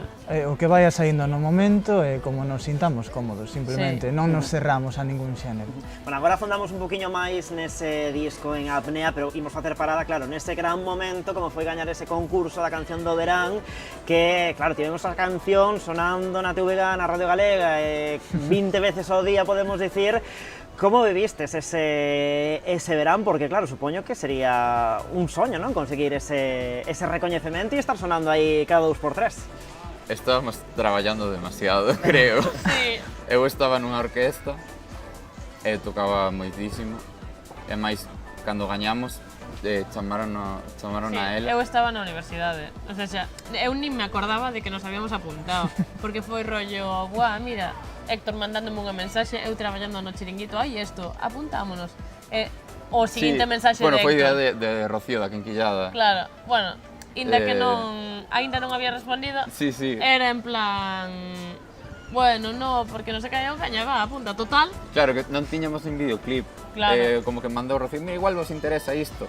E nos como, bueno, mandamos. Probamos, a ver que pasa. Ao final foi un sí, co que non contábamos, por iso eu nin me acordaba. Claro, ese día que a chamaron, perdón, que eu estaba a dormir porque había chegado como as 4 da mañá ou algo así. Estas chamadas de aí, Dios, que pasou, non? Pois... Non despertou. Enterouse máis Xa tarde. despois, non Eu xa hai tiña problema. feito como por teléfono 2 ou 3 entrevistas. Pero bueno. Foi gracioso, é unha anécdota que a verdade é que sí que recordamos con cariño todos, penso eu. Bueno, supoño que ese foi, non, digamos, o gran punto de inflexión onde todo comezou como a cambiar e todo comezou a coller xeito, non? Sí, pero porque tamén ata entonces eu penso que non había xente que soubese que estábamos a facer música. Refírome, hai xente que me dixo daquelas, pero ti cantas? Eu, bueno, parece que sí. No caso de Héctor un pouco máis, sabía un pouco máis de xente porque ao final é o que lle gusta facer. A mí tamén, pero non me dedico sobre. Sí, falando sobre todo de coñecidos, que ao final por Churruca, donde nos coñecimos, Sí. pues, había moita xente en grupos e así. Sí. Mismamente, cando foi o dos Martin Kodax, que encontramos ali como un montón de coñecidos, Sí. foi como, hostia, claro. Sí. Bueno, ese corazón de Toxo está, se non me equivoco, dentro tamén do disco Sí. de Apnea. Contádnos un poquinho máis, se nos falabades antes un poquinho dese álbum, contádnos un poquinho máis que van a topar as persoas que aínda non o escoitaron, pois que van a topar dentro dese traballo. Veña, Iván, que xa fai moito que non fala, tocouche. A ver, é un disco conceptual, se pode decir así. Non é que narre unha historia continua canción tras canción, pero sí sentimentos ou situacións nas que nos podemos ver involucrados día a día. Cada canción, pois, un sentimento ou unha viaxe ou algo co que nos sentimos identificados. Si é verdade que todo o disco abarca en sí os temas da natureza, a natureza, como resumo o gran eixo xeral. conductor, non, da temática, Sí. non? Porque en todas as cancións, son prácticamente en todas, sempre hai como algunha chiscadela, non? Algún Sí, hai elemento esos- da natureza ou personificación quizáis de animais ou cousas así, Sí, non? é basicamente un camiño dunha personaxe X que podemos ser calquera de nós que vai sentindo cousas, vanlle pasando cousas a medida que realiza como un camiño, non? Por un bosque, por un río, no medio do mar, depende. É como explicado con conceptos moi abstractos, entón, claro, podes relacionalo a moitas cousas que che pasan no día a día, non? Podes te sentir identificado ou identificada, tanto se estás ben como se estás mal, como se...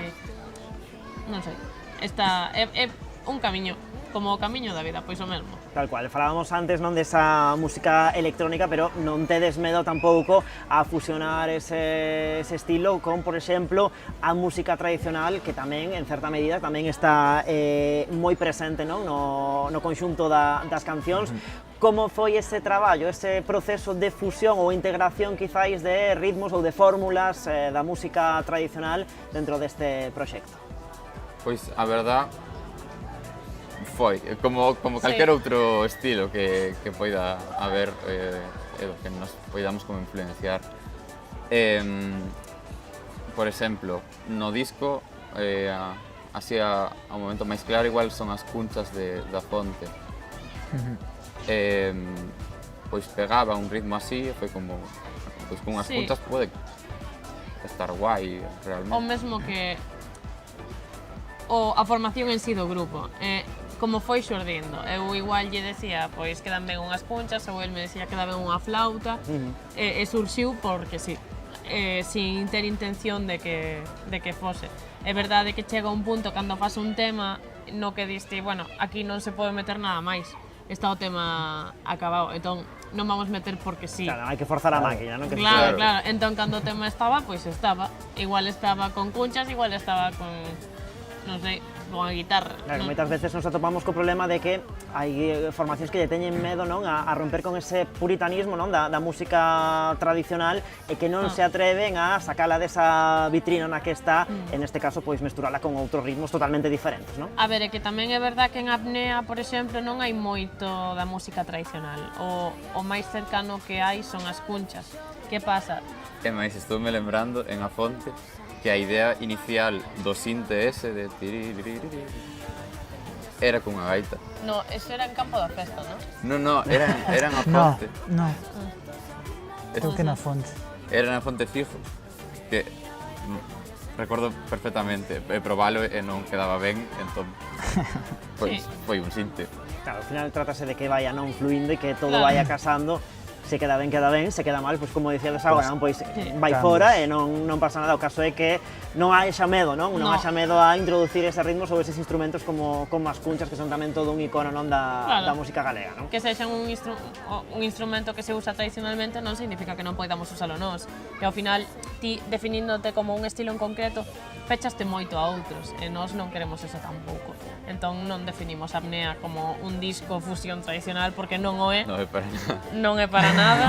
De feito, definironos unha vez, ou polo menos a apnea, como música en galego con toques latinos. Que en directo é o que decimos, cambia moito. De feito, temos unha bachata que se convierte nunha canción house, pero bueno, non sei. O máis tradicional que está presente son as cunchas e o galego en sí. Aí está. Bueno, se os parecimos ata a praia de Lontreira, que supoño que tamén é un gran lugar de inspiración. Falábamos antes da natureza, non, como eixo temático. Supoño que tamén parte desa natureza foi inspirada nesa praia de Lontreira, na Illa de Arousa. Supoño que especialmente neste caso para ti, Adriana, por ser veciña dese municipio, non? Claro, ao final non a playa en sí, sino a illa en xeral. Claro, que é un lugar que inspira, non? Está rodeada de praias, ou seja, si hai unha playa que se llama Lontreira, que unha lontra é unha, bueno, en castelán unha nutria. Unha nutria, non? Que claro, igual a xente se identifica máis con ese nome. En a playa de Lontreira hai como moitas rocas, entón, claro, dase por feito que se as lontras viven nas rocas, pois estarán por aí. Pareceume como un nome para unha playa moi curioso.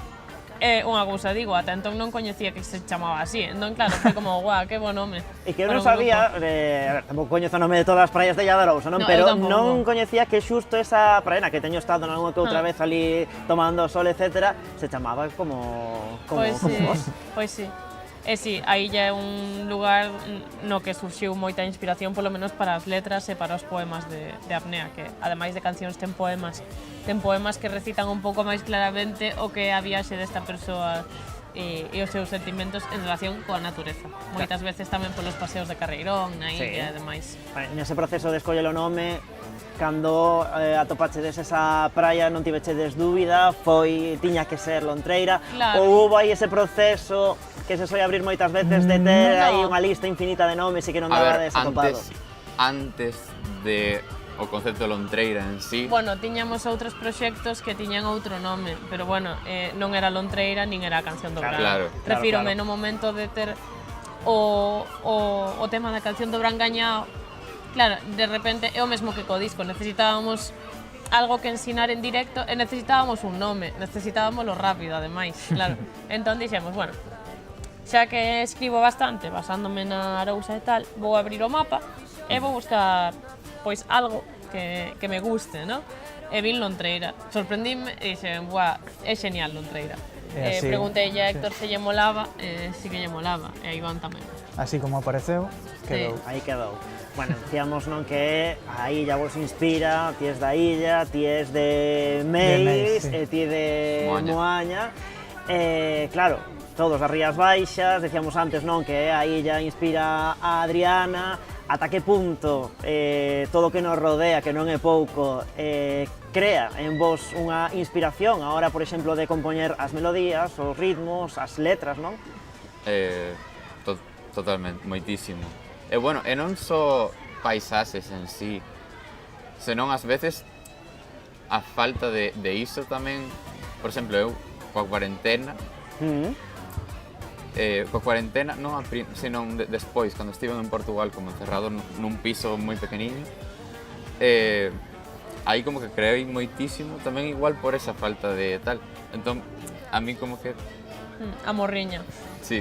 A morriña, a falta do... Calquera artista galego que viva fora de Galiza sinte morriña. E bueno, e despois os países, obviamente. Bueno, xa non son os paisaxes, a xente en sí, que che conta anécdotas, que che conta historias, que ao final ti ves a moita xente que está pois rayada por temas que a ti che parecen moi fáciles, despois outra xente que non, e ves como en lugares tan pequenos como son, eu que sei, Moaña ou Meis, pero máis en plan mosteiro. Sí, sabes, mosteiro. que a xente ten como os seus problemas, son seres individuais que teñen como moitas cousas nas que pensar, aínda sendo lugares tan pequenos. Claro, tan... ao final é que dentro de sí. cada, incluso en Meis, non? Que tamén ten moitas parroquias, dentro de cada parroquia Sí. hai todo un mundo, todo un ecosistema Claro. dentro de cada un En deses cada lugares, persoa En cada hai un persona. mundo. Claro, claro. Precisamente aquí, unha anécdota de fai nada. Estábamos aí esperando para a entrevista. Creouse como tamén un ambiente aí con xente que paseaba por aquí e tal. Sí. Tal. E a nós se nos estaban ocurrindo cousas. Estamos como sacando continuamente o teléfono para gravalas na grabadora. Rollo, buah, esto seguro que... Claro, ao final, ata esperar polas entrevistas do Verán son tamén fonte de inspiración. Bueno, Sí. estades polas Rías Baixas, por Galicia, cos vosos concertos aí xuntando a moitísima xente diante do voso escenario, facendo pasar un anaco ben divertido ao voso público. Eu tamén, que fui un espectador do seu concerto que tiveron no Alvariño en Cambados, podo dicir que fan un espectáculo ben completo. Xa non dicíades antes, non, que adaptades un pouco o que é o voso proxecto tamén o directo, pero vendendo un pouquiño máis esa moto a todos os espectadores. Contádenos máis en detalle que ofrecedes durante eses concertos en directo. Pois en directo ofrecemos moitas cousas. Podelo contar moi ben ti, Iván. Sobre todo o tema das guitarras esas máis eléctricas. Sí. Entón toca Iván contestar, veño. Sí, a ver, no disco hai cancións con guitarra, obviamente, dentro do disco, pero sí é verdade que hai temas nos que non está presente, pois polo que decía Adri antes, porque sobra, hai temas nos que non é necesario recargar con máis instrumentos e punto. No directo sí é verdade que estou presente en todas as cancións, entonces o que damos é un pouco máis de vida, de dinamismo, ese puntillo que faga a xente moverse, saltar e disfrutar das cancións en sí, que non se xan tan paradiñas. Claro, no punto que xa non só as guitarras, senón as bases en sí. Un pouco máis movidas, non? Claro, Porque estás aí cos teclados. bueno, hai algunhas que sí que se manteñen bastante, pero outras que están como refeitas totalmente. Sí, ao final a palabra é espectáculo, o que buscamos é espectáculo. De feito, moitas veces o que digo cando nos preguntan é que somos máis algo que prefiro que escoiten en directo, un espectáculo que un disco, un álbum en sí, porque non nos representa tanto como sair, non? Eu, por exemplo, creo que en directo o que ofrecemos, o que queremos que a xente faga é que o sinta, non? Entón, temos como moitas partes nas que soa un poema, soan os bombos, queremos que se interprete como un latido do corazón, o tema da posta en escena. Eu penso que, por exemplo, tamén o sinto moito a hora de bailar, como que interpreto moi ben o que quixen decir. De feito, pásame mellor en directo que escoitando o disco. Digo, bueno, vale, pero en directo sí que me dou máis conta do que pensaba nese momento e tal. Entón, claro, que tamén ofrecemos, por exemplo, que con isto un espectáculo de luces bastante guai. Sí. Refírome, levamos unhas lámparas así moi industriales que lle dan un rollito moi chulo que queremos ensinar. Bastantes elementos que axudan ao espectador como a meterse máis. A crear aí esa atmosfera, non? Claro, entre no o que público é e vos, non? Sí, de feito, hai moita xente que vai e aínda non nos coñece, e a min pareceme un logro cando conseguimos que esa xente se poña a bailar e a saltar, e que o viva tamén. De feito, cando acabamos un concerto, sempre temos mensaxes dicindo, buah, acabo de descubrirnos en tal, encantáchedesnos. E xente que despois, durante todo...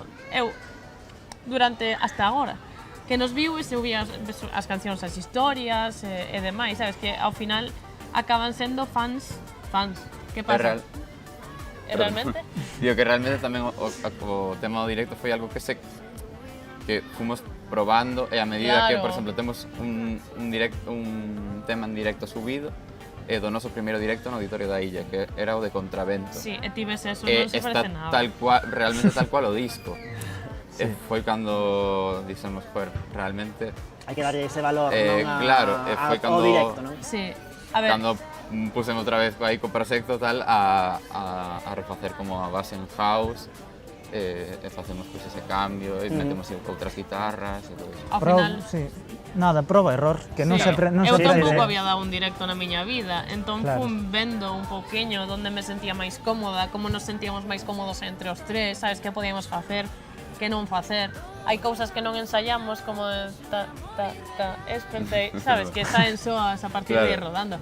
Eu vexo agora un directo dos primeiros e un dos de agora é unha diferencia abismal. Claro, eso pasa a todo o mundo, non? Vexo un verán de hai 4 anos, cando comecei a facer o programa, vexo pois claro, todo o mundo vai adaptándose ao medio no que está, non? Todo é un camiño, ao final.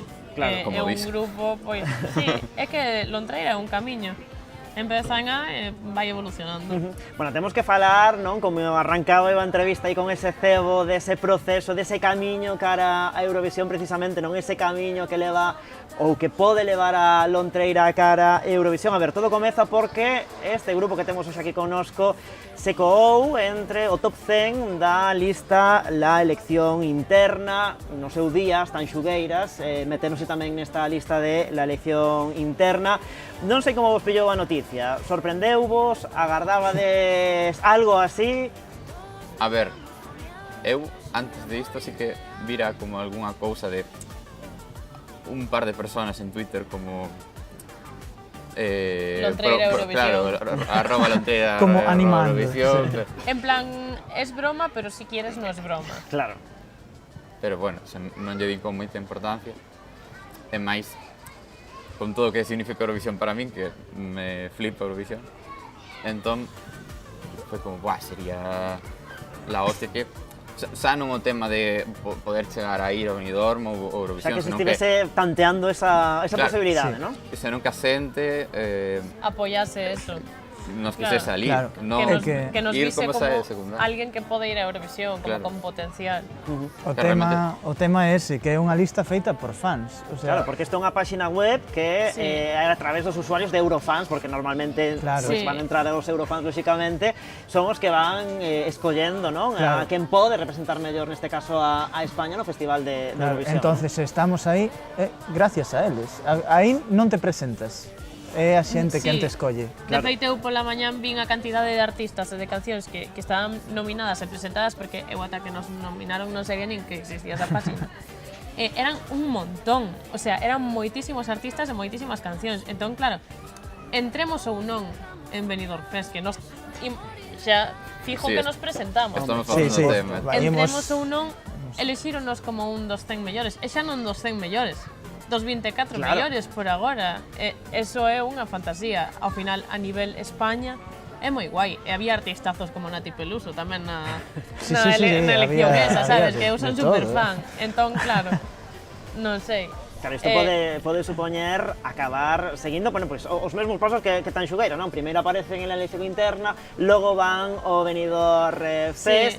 Para vos, como grupo, que pode supoñer acabar actuando nese escenario ante millóns e millóns de persoas, como seguimos o Benidorm Fest nas anteriores edicións, que tamén acontecerá na próxima?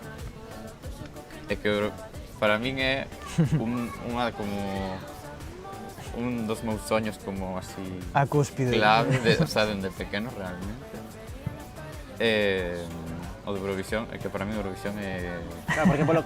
Héctor é a persoa máis eurofan que coñece. Claro, polo que estiven vendo, hai que poñer a todo en contexto. Claro, a ver. Claro, dicir que eres eurofan tamén é un pouco tal, porque claro, eu como que volvín a engancharme a Eurovisión, bueno, xa, o vira como cando era pequeno, 2008, así, e voltei a engancharme a Eurovisión no 2020, cando non hubo Eurovisión. Vale, que mal ano para volverse a enganchar, pero claro, se acumulou como todas as ganas que tiña de voltar a ver Eurovisión para o 2021. O 2021 foi un ano de Eurovisión da hostia, creo. Bueno, moi bo. Sí, sí. bueno, os meus amigos eu creo que quedaron un pouco como fartos de min de, joder, dice dar a lata con Eurovisión, perdón. De feito, o proxecto inicial de Lontreira era facer un rollo parecido a un grupo que Héctor coñeceu, eu penso, en Eurovisión, que é Little Big. O que claro, e era un grupo que participou en Eurovisión. Ia participar no ano 2020, vaya. Non sei, para a familia de Iván debe ser unha fantasía. É que Iván ten unha familia moi grande. Sí, somos moitos. Sí. O televoto e todas esas historias despois no Benidorm Fest, que a familia, canto máis grande, mellor. Sí, o 30% de votos de España son da miña familia, sen dúda. Oye, por certo, xa dicíades agora, non estades a preparar, a traballar xa nesa canción, nesa proposta de se acabades dentro dos candidatos do Benidorm Fest. Non sei se nos podedes adiantar un pouquiño de por onde van os tiros. En galego vai ser, entendo que por suposto que aí non hai dúbidas, pero un pouquiño desas ideas que tedes agora mesmo aí no boceto, que nos podedes contar? Se acabamos realmente non, porque ao Benidorm Fest podese presentar quen queira. Que pasa? Evidentemente, se acabamos moi altos na lista... Claro. Sí, pero bueno, nos ímonos presentar fijo. O sea... Claro. Fijo. Entón, claro, evidentemente as nosas cabezas como artistas están en un no parar. O sea, eu polo menos, non sei, Héctor, cada cousa que escoito por aí, digo, buah, isto pode estar guai. Estou pensando todo o rato melodías enganchantes, que diga, buah, é que cousas suelo tararear cando estou así tal, e pensando, e isto porque me engancha, é como que non para a cabeza. E aí tamén hai que buscar o factor de ten que ser eurovisivo, non que se soe dicir. Non exactamente. Non sei, que claro, despois ten que ser eurovisivo e vemos que ganou de todo, non? Ao longo dos últimos anos, dende o hard rock de Suecia, creo que é, ou de Noruega, por alá de Finlandia, díxenos todos, penso que tengo que era. O Finlandia, vimos cousas como, bueno, como casi o chanelazo aí, é dicir, hai de todo, non? De todo un pouco. Tampouco podes ofuscarte en facer unha canción para Eurovisión, porque aí o que fase é como acabar rayándote nun pozo negro que dis ti, pois non é suficientemente bo. Ti tens que facer música, cancións que che gusten a ti, que te parezan guais, moi guais a ti. Entón, a partir de aí... Pasounos outro día, que quedábamos moi con esa idea, é como, vale, realmente estábamos contentos co que estábamos facendo, pero despois falando foi como... Pero ti lembras o tema? É que eu cheguei a casa pola noite e díxome, Adri, acordaste do tema? Pero despois o día seguinte xa non... Díxelle, Héctor, xa non me acordo do tema. Pois vamos... Eu, mal. As cousas que hai que ir anotando e grabando, non? Non por eso, é porque se non nos acordábamos é porque non era o suficientemente pegadizo. Entón, claro, acordábame a chegar a casa, pero o día seguinte non. E aparte creo que lle dimos moitas voltas. Ao final o que nos sale, ao final o que despois estamos máis a gusto cos temas que estamos máis a gusto con eles e tal. Son temas que fixéronse máis rápido. Campo da Festa. Claro. É que Campo da Festa escribina no barco camiño a Moaña un día que íamos gravar. Ou seja, a letra en 20 minutos. E a base sí que levou bastante, pero sí que como que todo, vale, pídeme isto. Isto non hai que darlle máis voltas, é como, sabes? Moi directa. Pois precisamente con Campo da Festa imos rematar este verán desta semana con esa canción, ese videoclip. Estaremos moi pendentes a ver que pasa, a ver se acabades no Benidorm Fest, e eu aquí públicamente, así como botei no seu día SMS polas conxugueiras, tamén comprometo a apoiar a Lontreira nesa carreira cara a Eurovisión. Rematamos con esa canción, non sen antes brindar con Martín Codas, ademais vos finalistas dos premios Martín Codas tamén. Imos darlle aí a Héctor esa copa e esas dúas para vos por aí. Brindamos e toda a sorte do mundo. Moitas gracias. Aí va. Gracias. Bueno, vastinas toxas para non querer apañar, cativas o desvos para tanta semente plantar. Que onde pensades chegar, que non nos coñece, cuestionase máis. Que onde pensades chegar, que non nos coñece, cuestionase máis. Eu son do campo bello, oi unha delas falar. Eu son do campo da festa, intento replicar. Mais vexo que non podo cando mo callo comeza a bailar. Mais vexo que non podo cando mo callo comeza a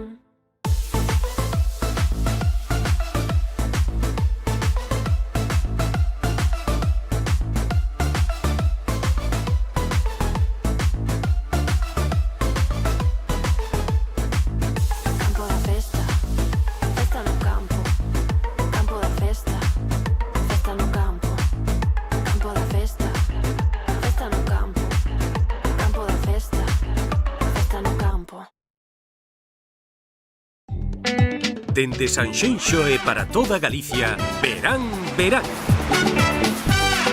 Co patrocinio de Adegas Martín Codax e Concello de Sanxenxo.